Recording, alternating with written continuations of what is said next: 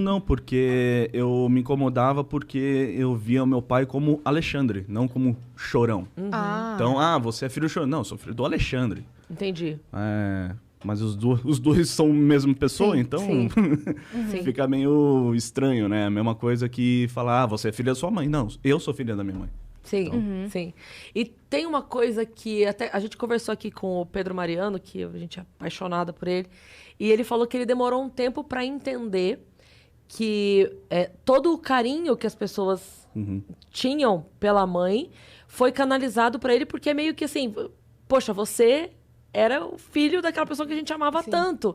E ele falou, demorou para eu entender que eu precisava deixar as pessoas me darem esse carinho, porque elas também sentiam falta daquela pessoa, né? De uma outra forma, é óbvio. Mas você sente isso, que as pessoas têm uma necessidade de... Sim, te bastante, agradecer bastante. Até assim, até quando meu pai faleceu, eu não tinha ideia do tamanho dele, realmente, assim, não da fama, mas de quanto ele realmente era importante para tanta gente, assim. Diversas vezes pessoas vêm falar comigo assim, poxa, uma música do teu pai me ajudou a sair das drogas, ou então, poxa, uma música do teu pai me ajudou a sair de uma depressão que eu estava muito pesada, me ajudou a diversas coisas, assim. E, querendo ou não, eu também, na época que o Charlie Brown estava estourado, que era 2004, 2005, eu era adolescente. Então, também foi trilha sonora da minha juventude, né? Apesar de ter... Você era fã? Eu era fã, sou fã. O Charlie Brown é a mesma coisa que meu pai falava. Não é meu emprego, é minha vida, né?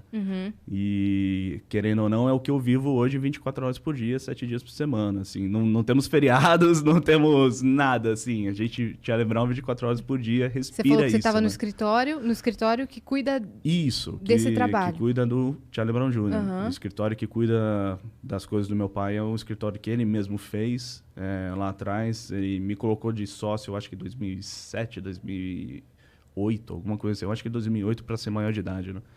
E aí, quando ele chegou a falecer, eu assumi tudo, né? Como sócio, como herdeiro, como tudo.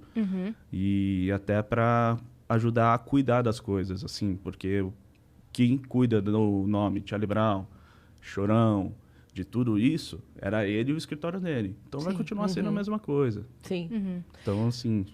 Você sentiu, porque assim, você era o sócio, então naquele primeiro momento, você ali ainda muito jovem, teve que assumir a responsabilidade administrativa e ao mesmo tempo ter aquele momento de filho. Você sentiu...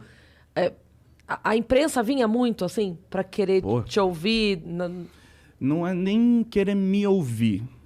Na verdade, assim, tinha um ditado que a gente falava, assim, tinha uma fala que a gente falava, quando você vai falar de Charlie Brown na internet, você acende 2 velas.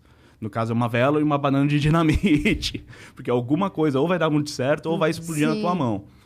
Então, sempre quando a gente fala de Charlie Brown, a gente tem que falar com muito cuidado, porque é quase que nem falar de futebol, ou então de religião, ou então de política. Charlie Brown é meio que uma doutrina para muita gente. É um assunto delicado, né, para muita gente. Não só delicado, é um estilo de vida. Charlie Brown é muito mais do que só a música. Quantidade de pessoas que tem rosto do meu pai tatuado, então letra do meu pai tatuada, que leva realmente uma música como o dela. Pessoas que já casaram ouvindo Lugar ao Sol, ou então já casaram ouvindo Ela Vai Voltar, ou então outras músicas assim.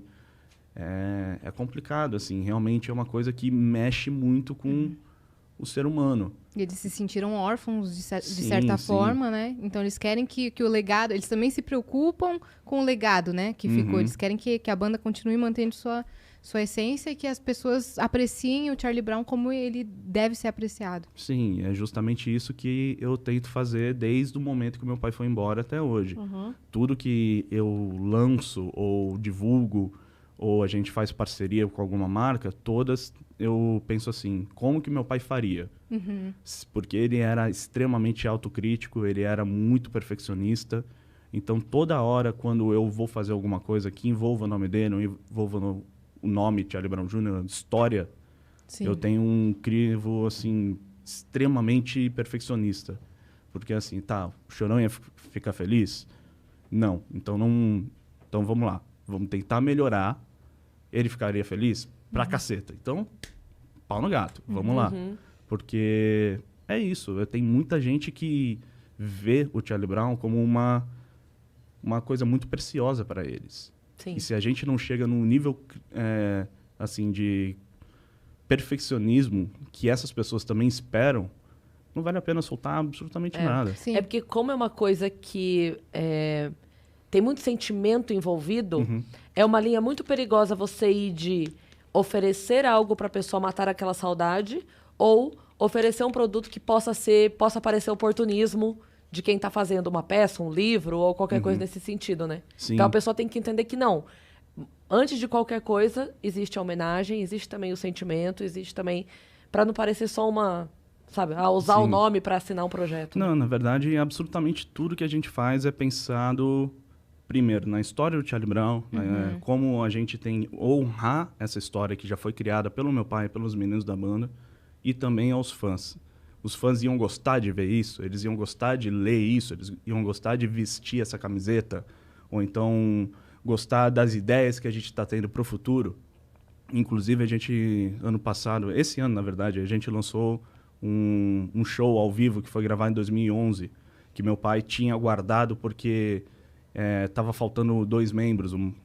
Tinha sido gravado com o Heitor, com o Thiago e com o Graveto. E aí, logo em seguida, o Heitor saiu e voltou o Marcão e o Champignon. E aí ele pediu para guardar, saiu da gravadora e ficou lá. Mas era uma baita de uma qualidade o negócio que não tinha como não lançar.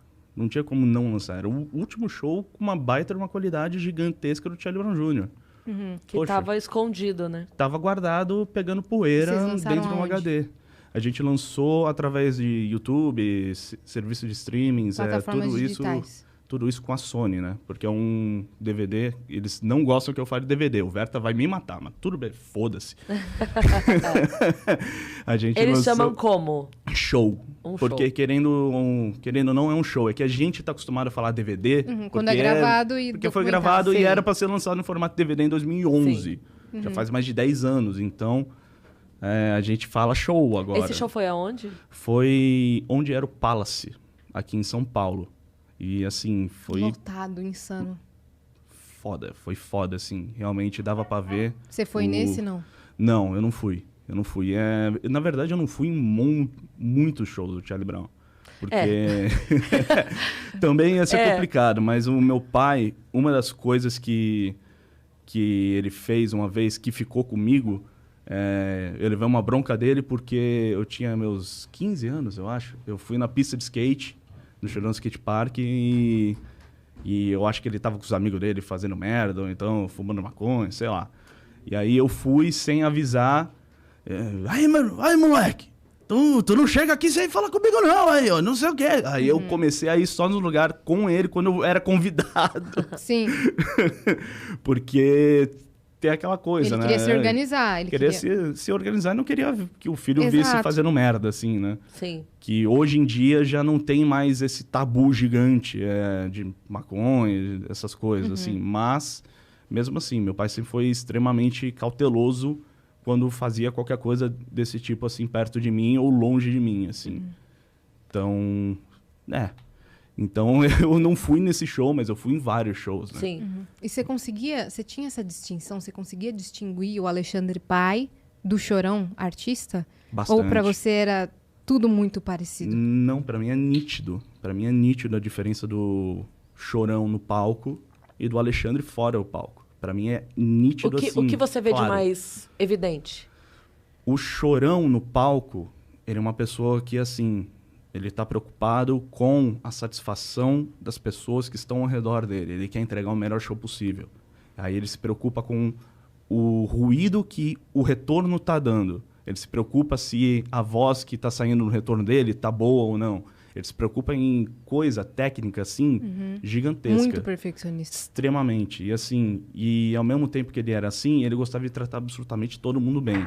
Então, se o hold dele, que já era um hold que trabalhava com ele, fazia uma merda, ele xingava no momento. Só que aí depois, 10 minutos depois, ele virava... Porra, Pinha, desculpa aí, cara. Depois a gente conversa. Desculpa. Aí... Vai tomar no cu, filho da puta, não sei o que... Desculpa. E aí também, depois, ele assim, desde as faxineiras, ao pessoal que montava o palco, a pessoa segurança, assim. Pô, várias vezes o meu pai era barrado, assim, pelo segurança. Porra, meu irmão! Porra, meu irmão! Porra, meu irmão! E aí depois, não, tá fazendo o seu trabalho. Aí entrava no lugar onde precisava entrar. Mas... E o Chorão, fora do palco, né? Ele era isso. Ele era uma pessoa extremamente carinhosa. Uma pessoa que, assim, qualquer pessoa que parasse pra ouvir ele, pra falar com ele, ele ia ouvir. Não importa quem seja.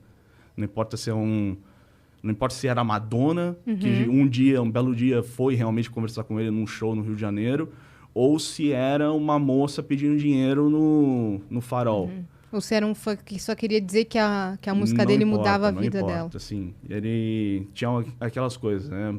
Somos seres humanos, tem momentos e momentos. Tem os momentos que ele ficava um pouco mais estressado quando ele estava comendo, ou então quando ele queria realmente ficar um pouco mais isolado.